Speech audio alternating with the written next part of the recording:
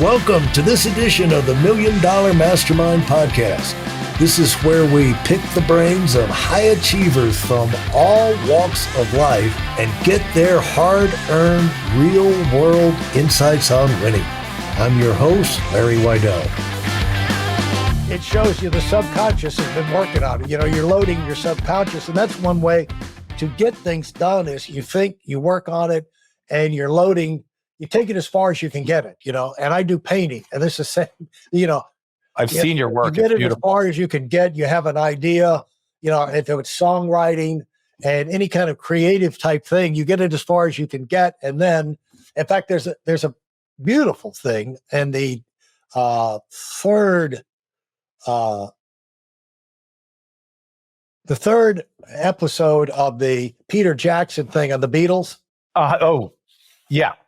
I haven't seen that one yet. I saw the but there's like 3 hour and a half things or something like that. But I think in the third one, you have George Harrison comes in, and you know he's a shy guy, and you know, and he's got a bad attitude towards the rest of them at this point in time, kind of anyway. But finally comes in a good mood one day, and he's playing this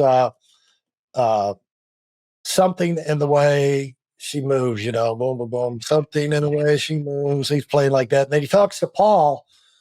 And while they're doing other things, everybody's doing something different, everything. But he goes over to Paul. And he goes, "What would you say next?" to Paul. You know, Paul says, I can't think of anything, because his mind was on something else. He's playing a piano at the time. And then Lennon is over there on the guitar, strumming away. And he goes, "John, what would you say? You know, something in the way she moves me. What comes after that?" He said, "I've been 3 months singing this over and over. What I can't take it any further. What would something the way she moved? What would that be?" And here's what Lennon said, because he and McCartney were incredible songwriters. He said, just say whatever comes out of your mouth over and over and over. Sing it over and over and over and see what comes out of your mouth. And so that's what he started doing, just words, you know, to get. And I know that's when a lot of times when I'm painting, it's just like, get some paint on or a line on the canvas. You know what I'm saying? Put something on there, and then we'll go from there, you know? But he said, just say whatever comes out of your mouth. And before you know it, it was like, moves me like none other, you know, like something the way, you know, she moved. And so all of the other lines came from that, just from singing it over and over and over and see what his subconscious burped to the surface. And so that's not a rare thing. That's like, you know, I'll never forget the story of the guy who created or came up with the concept of the picture of DNA, you know, the hexagon type thing. It came to it. He was part of the research team. They worked on it for like 20 something years, but he's driving to the Pacific or the Big Sur Highway up to work one day. And halfway there, the picture just came in his mind. It's like, that's it. Wow. And right, just like that. That's how things happen for a lot of people. Yeah. Because you're right, the subconscious has been working on it for a long time, and it finally And the answer there is don't give up because you're working on something that hadn't come yet. Because sometimes the world just has to move and ideas have to form, you know, before what you're after can even be conceived, you know. But then when it happens, it's like boom, boom, boom, boom. Okay, now we can move. And so you had this inside your head, and you know, so that was the technical side of it. When sounds like you've been working on this, how far along were you on this before you moved to Aspen? The whole Ageless Smile and the algorithm and everything. Yeah. You know, I knew what I was doing was giving people a more youthful look and slowing and reversing the aging process. I knew that. And I just, you know, we're shy. Dentists are shy to come out of our shell and say we've got something special and unique. And so I started right around that time I just started thinking about how to do it. And it is only until recently, the last couple of years, that we've actually branded the Ageless Smile and created that because everybody told me that it was more important that my name be there. Andrew Turchin, you know, traditional great high-end dentists in New York City they didn't brand, they had their name. Yeah. And that's great. I get it from a trust standpoint, put your name on it. But now we're more moving towards Ageless Smile, designed by Dr. Andrew Turchin, we're playing around with that. But right now, this is our Ageless Smile, and we love it. We love our little logo, and it's wonderful. And so we've just been it was when the course happened and I was going to teach my process that I decided I needed to create a mathematical formulas. And it worked. It worked amazingly. And then throughout, we needed a way to explain things more simply to patients. And to the simplify idea, I think you'd agree with this. If you can't put it on one page, it's too complex. Right. Nobody else is going to understand it. Right. So I'm a one-page guy, right? So for instance, I'll show you. When did you learn that, by the way? Do you know who's in Aspen? Have you met Steve Gorlin? Do you know him at all? Gorlin? Gorlin. He's a big biotech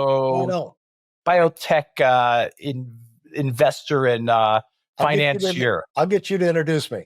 Yes, Stevie Gorlin. He's great. He's brought. I may have met him, because it's a small world. It's a small world. As such, I don't recall him. So absolutely, Gorlin Enterprises. He's done. Brought so many biotech companies to market. He takes small, early stage biotech companies, and before you know it, they're billion-dollar companies and things. He's on the finance side and raises the money and all of that stuff. But I remember once I wanted to talk to him about an idea, a friend and patient, and he said, "Andrew, put on one page. I don't listen to anything that's not on one page." And it was a great lesson in life. And now I use it extensively. For instance, I explain to patients our process. I think, one page, these are the steps of our process. And it's clear. And what I think most people, I have dental buddies that are marketers that say, nobody cares about your process, Andrew. And I disagree. I think a lot of people, they put trust in a process. I want to know the process when we just built a house. Right. Tell me the process. Yeah. If you say, I don't know, we're going to get it done eventually, I don't know how it's going to go, I don't want to hear that. That doesn't build confidence for me. I want to know the 6 steps of building my house. Demolition, this, that. We have, pretty much a 6-step process in the Ageless Smile that gets everybody to a guaranteed result, the result that they want. And that's what I've created. Only through process can you know that you're going to get to the end correctly. And so I'm a huge believer in it. And if you can explain it succinctly, I think it's huge. It's a huge thing that people can be confident in. And I think in the end, it's all about confidence and trust, right? Right. So where do you're in Jersey, right? Is that where you came out of? You grew up? Oh yeah. Well, I grew up in Connecticut first, first half, and then New Jersey, and then on to. When did you get the fever for Aspen? And how did that happen? Well, it's kind of ironic because I thought the bug of coming out west and skiing came in dental school. One of my best buddies in dental school started dragging me out west to couch surf in Boulder. Not couch surf, but he had a friend in Boulder, and we'd go there. And then his friend moved to Jackson Hole. So by the end of dental school, we were in Jackson Hole. So we started coming out west. That's my first experience coming out west, was in dental school in my 20s, really. And I fell in love with that kind of skiing. But if I look back, I was so into skiing, even though I wasn't that good, and I was just skiing, Jersey and maybe some Pennsylvania mountains at the time. And actually maybe, by high school, we were making it up to Vermont a little bit. But my bar mitzvah sign-in board is the real key, because I was dressed in full ski garb in my bar mitzvah sign-in board. What? Yeah. And each table, instead of being table 1, 2, 3, they were Killington Mountain and this mountain and that mountain. Really? And there was there was these paper mache mountains with the name of it on top. So it was a ski themed bar mitzvah, and I think that says that that it was a passion of mine. And I always say this. I actually say this in my lecture sometimes, just to lighten the mood a little bit. I'll throw in that picture of this because it's pretty funny. This 13-year-old dressed in full ski garb. By the way, it was summertime when we took the photo, right? It doesn't make any sense in the backyard. But, shouldn't we listen to our inner 13-year-old once in a while? Just not all the time, but once in a while. And so moving to Aspen, I think was listening to my inner 13-year-old. I was in love with skiing, and shouldn't I just do it more? And I can think of all the people that helped me solidify that idea. Older dental mentors that I was skiing with that said, Andrew, you really love to ski. Why don't you go out west every month? And as a young dentist, I said, I could never do that. I couldn't afford the time, the money, and everything else. And I remember my dear friend, Gary Roos, said to me, Andrew, I've never seen somebody this passionate. Like the cab is waiting down there and you're still trying to get runs in. You're supposed to be at the airport right now. And he said, you should just plan it and you'll figure it out. Just book it. You'll figure out the money and the time. Don't worry, Andrew. And the irony is, like, I thought I didn't have enough time. I was not, I was a new dentist starting my business. I had plenty of time. And I skied every month, and that helped build the bug. I started, even in the summer, I started going down to South America to ski a little bit. Really? Yeah. And then I was, Portillo or down in Valle Nevado and Las Leñas. So those were my two. I know Portillo is supposed to be amazing, but I never made it there. And then I started coming out, and then I used to go to other mountains. Like, I think Christmas time, I usually would head up to British Columbia and do some skiing. Yeah. And Whistler area. Yep. And it was great. But the first time I came to Aspen, I never went anywhere else for the Christmas holiday again. And I was, New York was great. People say, did you burn out of New York? No, I work just as hard here or harder. I just get to ski twice a week now, which might not seem like a lot for locals, but it's a lot more than a New Yorker did. So, I get my 50 days in a year, and I'm a happy guy. Yeah, and it's a lot more than most locals who move there. You take it for granted. It's easy to fall in the pattern of taking it for granted and not getting out there. And so that's 50 days is great. And so, how old were your kids when you moved? My kids, I'll be honest, were not born yet. They weren't even a thought. My girlfriend moved out with me from New York. And then we got married here at the Jerome. So we're really built everything together here. We built a practice together. I don't want to say she doesn't work in the practice, but she certainly helps with anything that's visual. She designed exactly. She's an interior designer. Yeah. And she also designs anything visual in my office. So whether it be, hey, she's a visual person. So this is this is our sheet of our culture sheet of our practice, right? Okay. On one page, a one-pager explains to everybody in the practice what we're about and what the expectations are to work, with me, because, I'm very specific. I mean, I have expectations, and I think it's really important and helpful in life to be as clear as possible on our expectations. I think people actually thrive with clarity. Like, this is what I expect of you. This is how I expect it to get done. And not that they're like robots or anything, but it's better than just being annoyed at people for not doing it the way that's expected. Thrive with clarity. And how have you, when did that occur to you? Whew. Probably just more in the last few years, I'd say. I'd say leadership is one of the most important things in life. And I wonder, what I could have done with better leadership skills earlier. I think it wasn't one of my strong points. I mean, I led like somewhat naturally, but not enough with clarity, because I think I was probably too lazy to put the work in to create the clarity. And, first it was just systems, but like culture is a system, know? How we communicate with each other as a team is a system. When did that dawn on you? And because you're figuring out something that is obtuse and invisible. It's like trying to identify the spirit world or something. And so, this is not, you're putting your same approach of detail and unraveling into something, a totally different sphere. So where did the whole idea of having a culture and a mission statement and these type things? I think I've read about it for years. Let's just say. Yeah. Well, that it was worth my time is, it comes from breakdowns, right? When you have, the whole team angry at each other, annoyed at each other, because nobody has a clarity. That happens in a dental office? It happens everywhere, doesn't it? But certainly when you have a team around, we're always somewhere around 7 to 10 people, right? Right. And that means I'm involved with every single person. There is no, spoke of the wheel type of leadership, where you're the center and there's spokes going out and Yeah. leading other people. That doesn't happen. I'm the leader here. I want everybody to self-lead also.